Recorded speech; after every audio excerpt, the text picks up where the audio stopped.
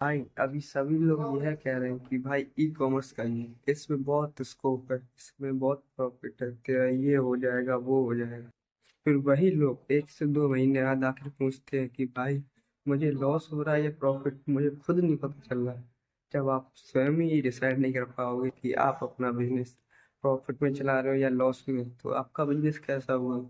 ये तो आप आंखें बंद करके अपना वह काम कर रहे हो जिसको आप जानते भी नहीं।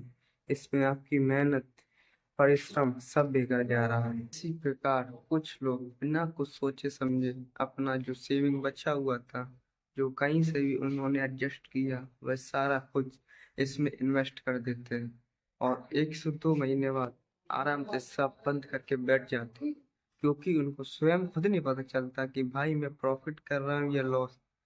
फिर वो देखते हैं, यूट्यूब पे खोलते हैं और देखते हैं कहाँ पे कैसी प्रॉफिट लॉस की वीडियोस है, वो सारे देखते हैं। और आजकल यही ट्रेंड चल रहा है कि लोग अपना प्रॉफिट देख ही नहीं पा रहे हैं कि मुझे प्रॉफिट हो रहा है या लॉस। तो वो अपने बिजनेस को कैसे चलाएंगे। मेरा वीडियो बनाने का मतलब आज सिर्फ यही है कि आपको सिर्फ यह बताऊंगा कि आप अपने बिजनेस को एक सही डायरेक्शन में कैसे ले जा सकते हैं। ये बात तो ये है कि अगर आप ई कॉमर्स कर रहे हो तो 1 से 2 महीने के लिए मत आइए, क्योंकि आप अगर बाहर भी कहीं काम करने जाओगे तो 2 से 3 महीने तो आपको वह ट्रेनिंग पर रखेगा, आपको पहले काम सिखाएगा, तब वो आपको कुछ आगे बढ़ाएगा या आपकी सैलरी बढ़ाएगा।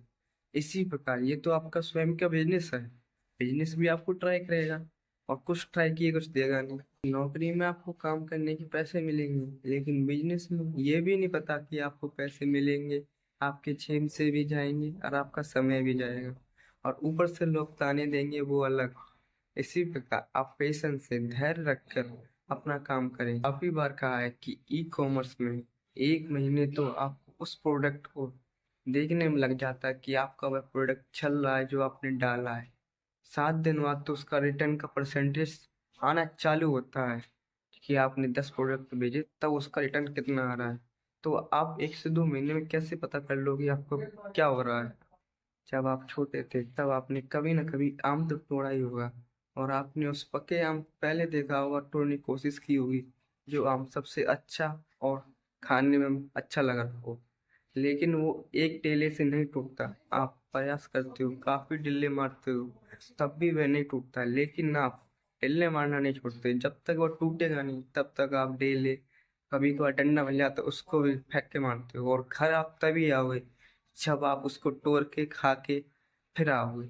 इसी प्रकार आप ई कॉमर्स में जा तो रहे हो, आप स्वाद तो लो उसका, अब कैसा खट्टा होता है या मीठा वो तो खाने के बाद पता चलेगा, लेकिन कोशिश तो करो, आप उसको तोड़ो तो, लगन तो लगाओ उसमें।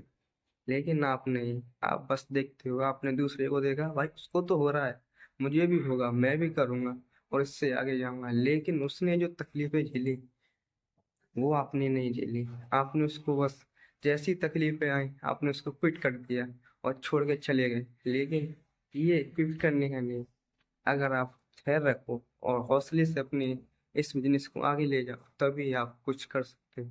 तो मेरा फिलहाल इस वीडियो में बताने का मतलब इतना ही है। आगे किसी नॉलेजेबल वीडियो के साथ मिलेंगे, तब तक के लिए बाय।